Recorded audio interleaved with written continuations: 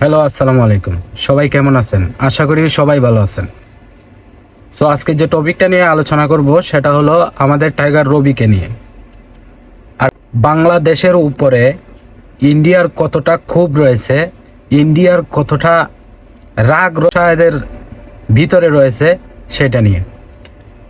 So India কখনো বাংলাদেশের বন্ধু ছিল না, আর বাংলাদেশের বন্ধু হতেও পারবে না। আর বাংলাদেশ এটা চাইবেও না কখনো যে ইন্ডিয়ার মতন একটা দেশ আমাদের বন্ধু হোক। আজকে যেভাবে টাইগার রবিকে পিটানো হয়েছে তাতে কি বোঝায়?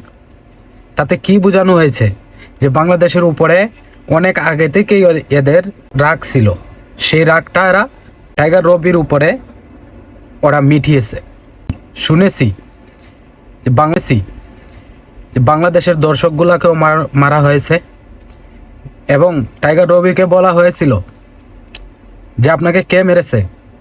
টাইগার রবি তাদের পুলিশকে ইশারা করে বলেছে পুলিশ মেরেছে।